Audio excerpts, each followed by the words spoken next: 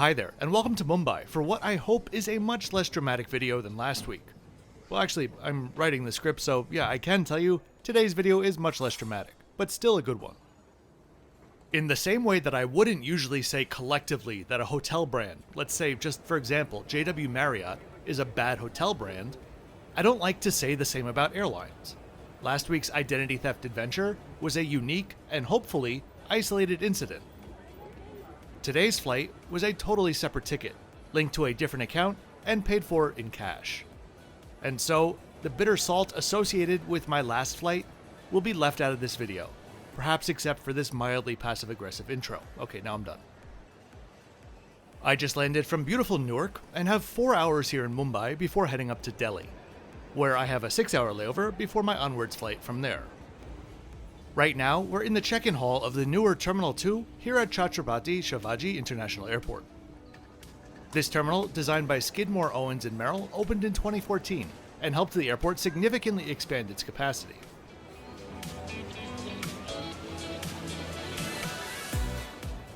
This flight was a true no-brainer for me to book.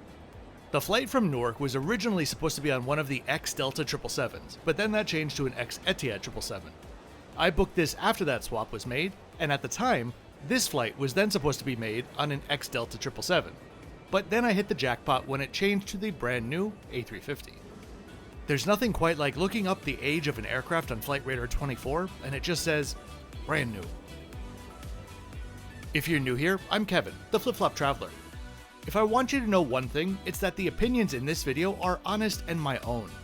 If you'd like to know more about the what, how, and why I do what I do, scan the QR code to read more. Have a look around the channel, there are hundreds of flights and hotel reviews to watch. This journey to Delhi starts now.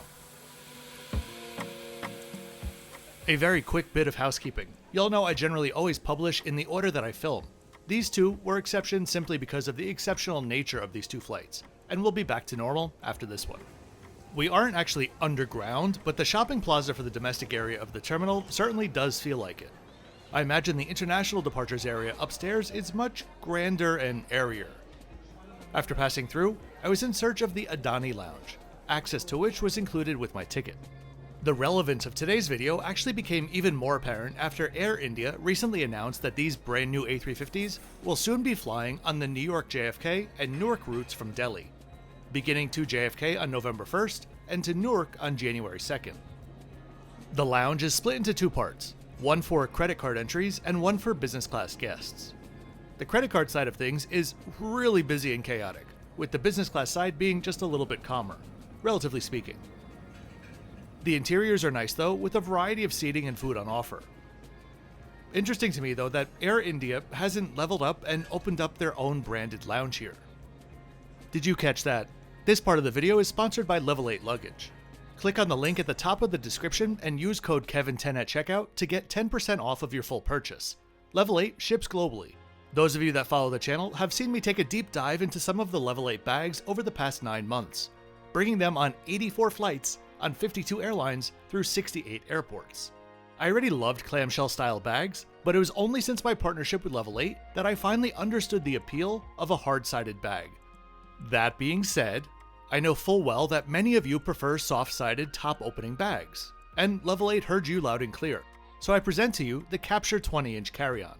Made of 1680 denier ballistic nylon, the Capture is ready for anything that you want to throw at it, quite literally. It has pockets and zip storage areas galore for all of your organizational needs, and can easily fit a 15-inch laptop in the front pocket. Honestly, there are so many different spaces for you to customize the bag. And I love how they're all integrated with lightweight materials, so that organization isn't going to cost you anything on the scales. So if you like soft-sided bags with lifetime warranties, or you still want to check out my Voyager or Heejin bags that I've been using, then you don't need to look any further. Don't forget to use my discount code via the link in this video's description to save 10% off of your purchase. A big thanks, as always, to Level 8 for their support. Air India is the ultimate story of a business coming full circle. They can be traced back to 1932, when they existed as Tata Airlines.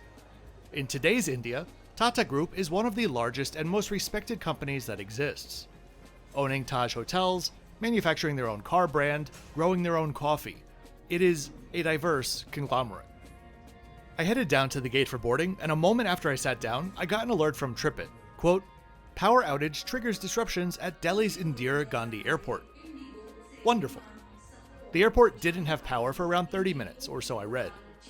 At the gate here in Mumbai, we ended up boarding a bit late, but no one mentioned the power outage. Even as we began boarding the aircraft though, the power in Delhi was still out. In 1953, Tata Airlines was nationalized, and more or less remained that way for the following 7 decades.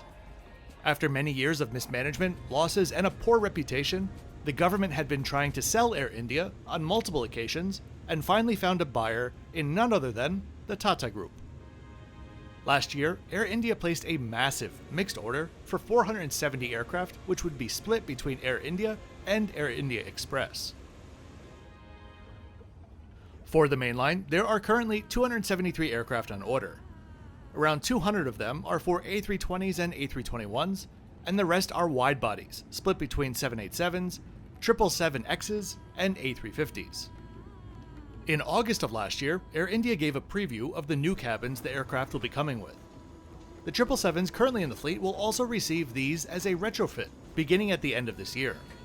Surprisingly, they are maintaining a first-class cabin, though it's actually more like a business plus suite, along with business, premium, and of course, economy.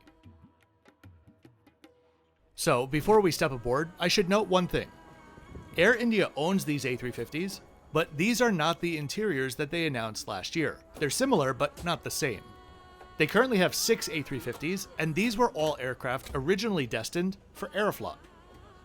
In the past, you may have seen Turkish Airlines has a few A350s with a unique, elevated interior as well. These are the exact same interiors, but that's certainly not a bad thing.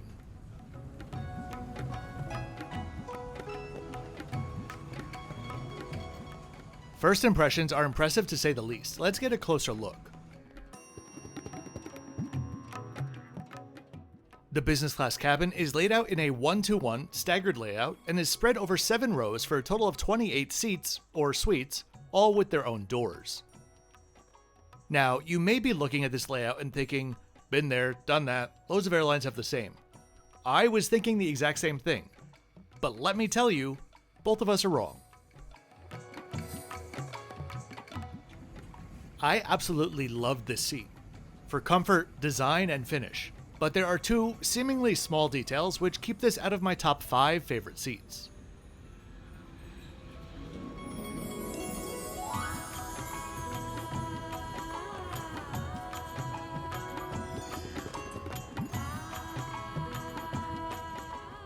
I'm in 6 kilo today, and I gotta say that the designers were kinda genius with this layout, because it has been done a bunch of times before, but somehow, this one feels so much more spacious.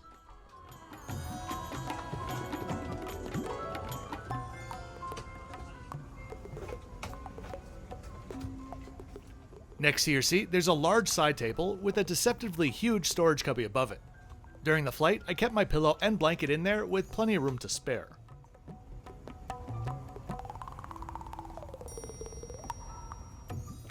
So the first small detail that I didn't like was the headrest.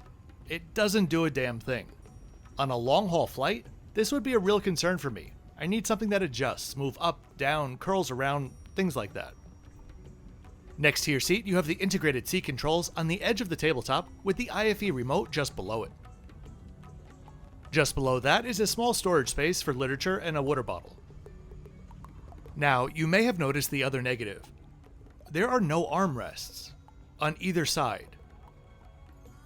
I've never seen a seat that had no armrests. You could see this as good because it makes the seat really wide, but it forces you to put your arm on the side table, which A, is too high, and B, you constantly hit the integrated buttons with your arm. On a 15-hour flight from New York, honestly, I don't know what I would do with my arms. I know they're attached, I know they're not going to go anywhere, but there's no one that can honestly say, when I choose to sit in a spot for 15 hours straight, I always like to make sure there are no armrests. That's just silly. That said though, the seat itself is seriously comfortable. I suppose this was with the Russian market in mind, everyone with coats and all. There's an integrated closet at each seat, which I personally have never seen in business before. I think JAL's new seat is the only other one that has it.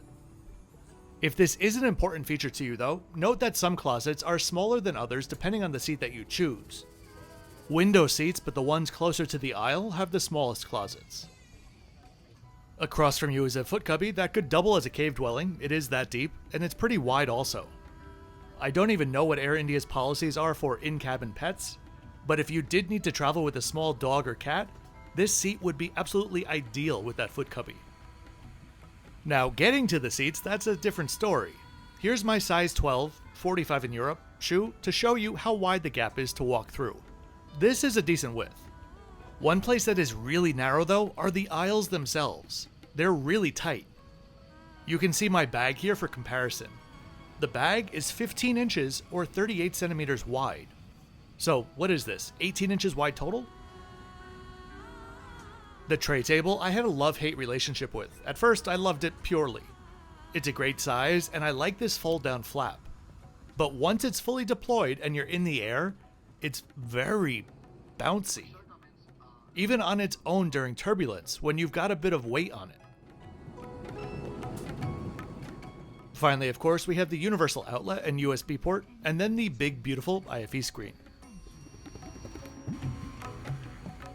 I had some buttermilk as a pre-departure drink and just kept exploring the seat.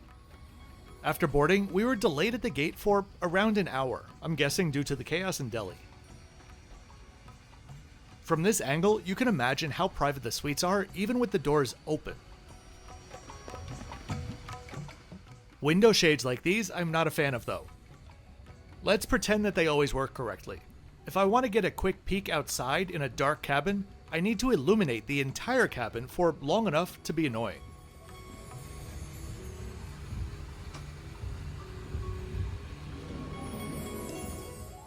Okay, the new and much improved safety video began.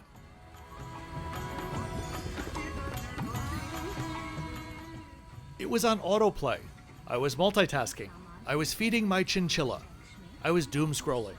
These are all real reasons, kinda, why I often forget to click the like button on videos that I actually did appreciate watching.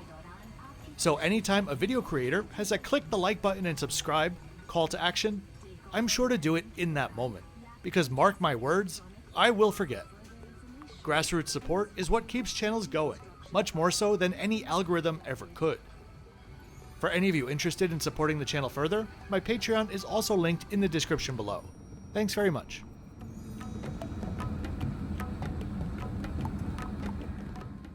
And finally we pushed back and one of the engines started up. We had a fairly quick taxi to the end of the runway, with views of some Air India and Jet Airways graveyards along the way.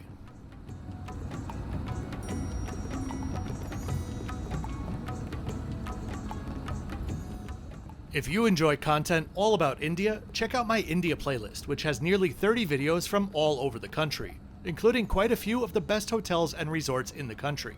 It's linked above or in the description below.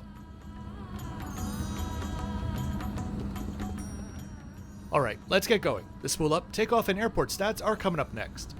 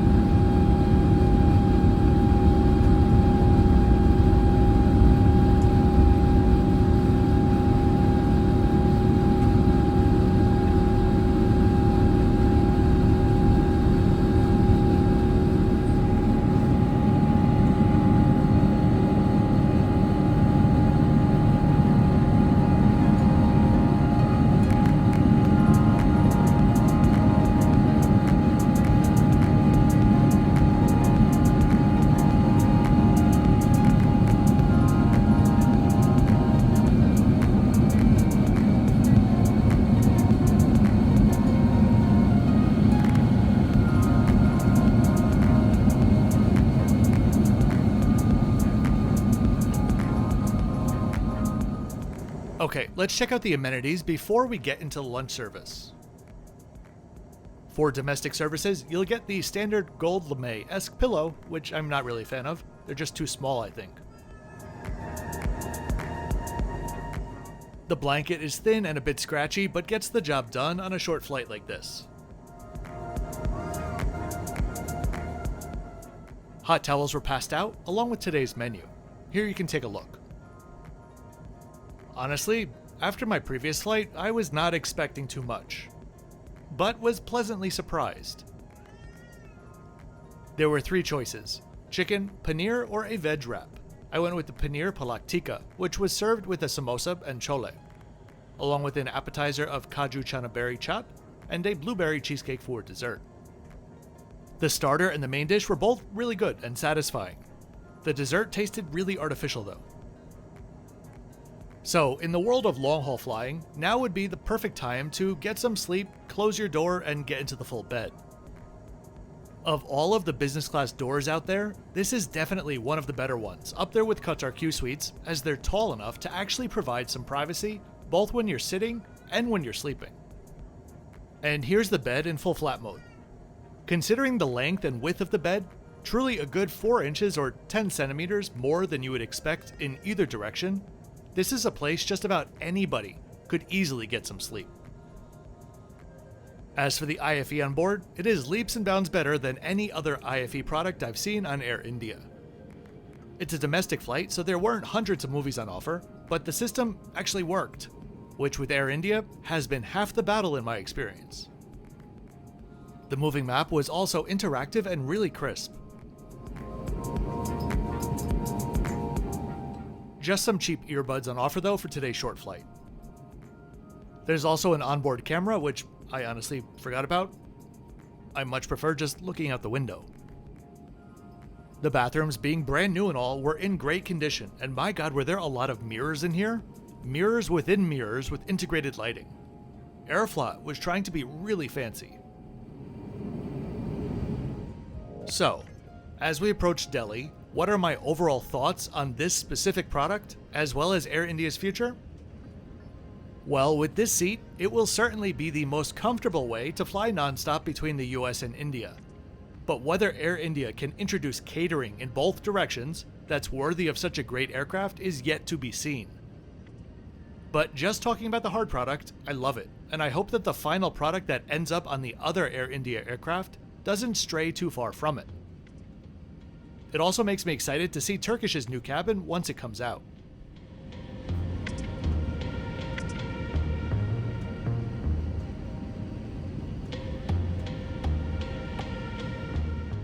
As for Air India, it's really hard to say. If I'm honest, the experiences that I've been having with Air India have been really inconsistent, whether it was last month, 6 months ago, or 18 months ago. I would have imagined that things would have started to be ironed out by now. And I'm not talking about the data stuff from my last video, but like the catering from Newark was disgusting. I have 2 more Air India videos coming out in the coming months, not anytime soon. But on one of them, 6 out of 18 business class seats were broken. I get it. I understand that this is a monumental task to reinvent Air India. But I feel like they need to take a step back and fix everything that is currently wrong first. Then they can focus on the future extreme expansion. Otherwise, 2 years from now, mark my word, the overall impression is going to be the same. Total inconsistency.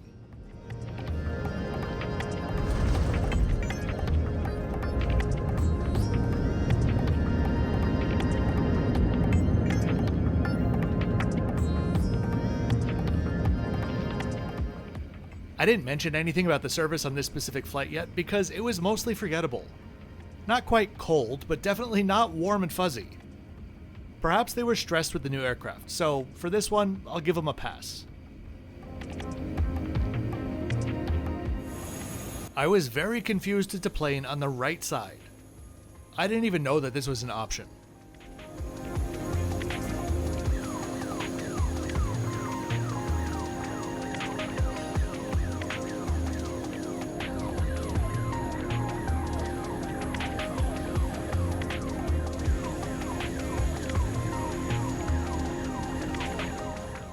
I'm gonna go head to my next flight, which was on Virgin Atlantic. But, in YouTube land, we're gonna return to my regular schedule. But remember that this is a very special week with 4 videos, one of which will explain my content coming out over the next few months.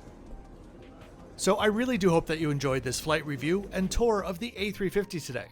If you did, please be sure to click that like button and subscribe to the channel with notifications on so you don't miss out on my 2 or 4 videos per week. I'll see you next time from the St. Regis, downtown Dubai. Oh, and as always, thanks for watching until the end.